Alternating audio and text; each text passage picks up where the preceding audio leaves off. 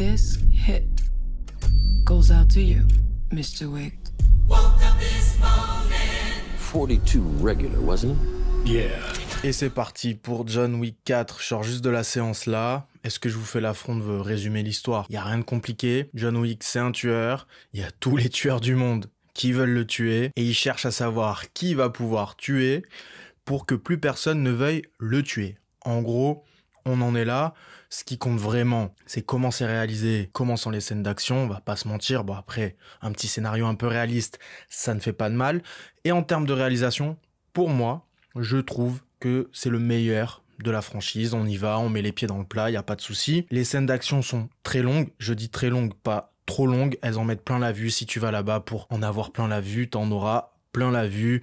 Dans la réalisation, t'as des plans larges, des plans rapprochés. Le montage est ultra dynamique. Bon, de temps en temps, il y a des incrustes. Tu sens qu'il y a des scènes qui ont été tournées sur fond vert. Ça fonctionne pas forcément, mais c'est vraiment, je trouve, anecdotique. Challenge you to single combat. If you win, you'll have your freedom. Donc si t'es parti pour voir un personnage qui a l'air quasiment imbattable, immortel, qui tabasse tout le monde, tu vas être content. Franchement, là, on s'écarte vraiment de tout ce qui est réaliste dans cet épisode, dans ce dernier volet. C'est vraiment... pour moi, je l'ai vu presque comme un Fast and Furious, quoi. C'est genre, déconnecte ton cerveau, kiffe, tu vois plein d'actions, ça va dans tous les sens. Le film sait qui fait ça, toi tu sais que le film fait ça. Il faut quand même reconnaître que les chorégraphies de combat deviennent peut-être un peu répétitives. Au bout du 4e, il y a des ressorts qu'on revoit, la façon de désarmer quelqu'un, de le mettre à terre et tout. En même temps, c'est la marque de fabrique John Wick, donc tu vas pas le faire révolutionner ça au bout d'un moment, au bout du 4e volet. Mais il est vrai que malgré tout, ça devient un peu répétitif. Donc comme je disais, réalisme, crédibilité, on n'est pas là pour ça. Vous êtes venu ici en croyant qu'il y avait une issue hors de ce monde pour vous, Monsieur Wick. Il n'y en a aucune. On va surtout introduire le personnage, le marquis de Gramont, je crois. Personnage insupportable. Chaos technique, si on doit parler un petit peu des personnages. Lui, vraiment, un personnage, il sert à rien, il est entre deux. Il est à la fois complètement caricatural, mais à la fois, il est ennuyant. Franchement, je l'ai pas aimé, ce personnage. Je l'ai trouvé vraiment très naze. Il y a Monsieur Nobody aussi, avec son chien. Inutile aussi. Vraiment, je comprends pas ce qu'il faisait là. Il sert à quoi? À part ramener un chien, c'est cool, c'est sympa. Il est même pas stylé. Dans l'histoire, il sert vraiment à rien. T'as vraiment l'impression que ce personnage, c'est un mec qui voulait être dans le film, on l'a mis là, mais il sert à rien. Il regarde l'action. Tu l'enlèves, ça change rien. Tu le mets, ça change rien. Vraiment assez inutile. Je parlais des scènes d'action super réussies. C'est vrai que le scénario, c'est pas ce qu'on attend, ce qu'on va juger quand on va voir John Wick, c'est sûr. Mais quand même, au bout d'un moment, est-ce qu'on pourrait pas un peu développer John Wick? Parce que là, limite, le personnage, il jouait par Donnie Yen, je crois, Donnie Yen, qui est aveugle, il est plus développé que John Wick. Tu vois, vraiment. Bon, après, tu vas me dire, il y a déjà eu 3 épisodes sur John Wick, c'est bon, on connaît tout. Mais moi, en vrai, je le trouve creux. Et là, ce personnage-là, on comprend mieux son tiraillement. C'est plus intéressant ce qui se passe autour de lui. Après, le fait qu'il soit aveugle, je capte pas trop l'intérêt. Des fois, tu sens qu'il souffre vraiment de son handicap. Et il y a des petites astuces trouvées dans le combat et tout, qui sont intéressantes. Tu vois, quand il place les sonnettes et tout, comment il se déplace avec sa canne. Alors, des fois, autant il va super bien gérer, tu vois, c'est crédible, crédible, entre gros guillemets, dans l'univers John Wick. Il y a des idées par rapport à son handicap qui sont développées et qui sont intéressantes. Mais des fois, le rapport de force est complètement incohérent parce que tu vas le voir faire des trucs de fou. La scène d'après, tu vas le voir en train de me bugger avec sa canne, dire « Ah oui, au fait, je suis aveugle ». Je le trouve un peu irrégulier. C'est comme le mec qui est gros, j'ai oublié son nom. C'est pas pour les gars. Ça donne lieu à une scène de combat pas mal parce qu'il tape des acrobaties et tout ça. C'est cool, ça fait stylé. Mais en fait, ça me fait dire, ok, je comprends pourquoi vous avez mis le meilleur ami de John Wick aveugle. Tout simplement, c'est les handicaps physiques. Vous leur avez juste trouvé des handicaps. L'un, on va le mettre obèse en surpoids. L'autre, on va le mettre aveugle. Et puis, comme ça fait pas des adversaires trop forts pour John Wick, quoi. C'est clairement ça. Et c'est la seule utilité de leur handicap. Et on va pas beaucoup plus loin. Je parlais du développement des personnages secondaires qui est plus intéressant que celui de John Wick. Parce qu'en fait, John Wick, au bout d'un moment, pourquoi tu te bats? Et c'est dit en fait pendant le film, tu vois, il y a plein de trucs comme ça, il y a des gens qui ont une raison de mourir, des gens qui ont une raison de vivre, etc. C'est le marquis de Gramont qui en parle, et il dit que John Wick, il a aucune raison. ça flotte pendant tout le film, en fait. Pourquoi t'es là? Pourquoi tu continues? Vas-y, tu peux mourir. Même son meilleur ami lui dit, je dois te tuer pour sauver ma fille, mais toi, t'as aucun intérêt à vivre, etc. Ça plane tout le long du film.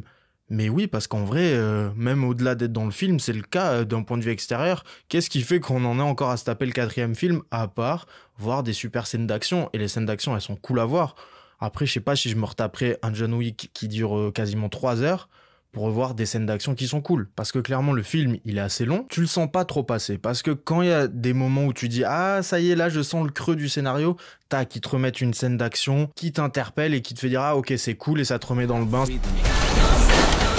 And peace is in death. Yeah. Parce que oui, clairement, il y a des scènes d'action. On va reparler peut-être, on va faire une mini partie spoiler entre guillemets. Mais oui, il y a des scènes d'action qui sont vraiment belles. Il y a une belle photographie par moment. Je veux dire, par exemple, le début qui se passe à Tokyo, etc. Je sais pas si c'est Tokyo exactement. En tout cas, c'est au Japon. Cette partie-là, il y a une belle photographie, il y a une belle image. En dehors des réalisations de combat et tout qui sont cool, les chorégraphies sont cool, même si j'ai dit que parfois elles peuvent être un peu répétitives, tu sens pas que ça a été trop chorégraphié comme ça pouvait l'être dans certaines John Wick auparavant. Là, ça va. Ça reste cool, ça reste un peu plus fluide.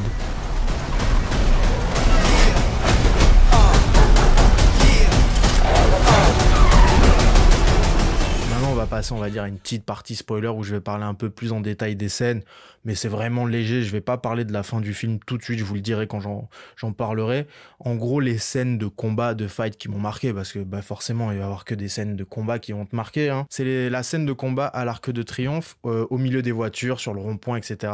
Donc t'as les voitures qui passent, les gens qui se font écraser, etc. C'est cool. Franchement, là, ça te tient en alerte parce que tu sens que le danger peut venir à tout moment, assez violent. D'ailleurs, une chose que j'ai pas dit, c'est parfois l'impact des coups, le travail sur le son, les bruits sourds, ils sont assez impressionnants, assez impactants quand tu vois ça au cinéma.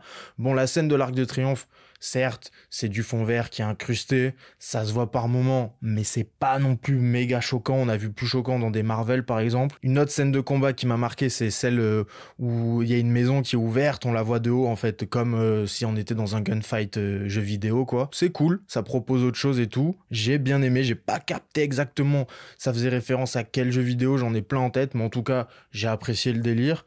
Bon, il y a une petite scène qui est pas vraiment une scène de combat, c'est quand John Wick sauve le chien de Monsieur Nobody.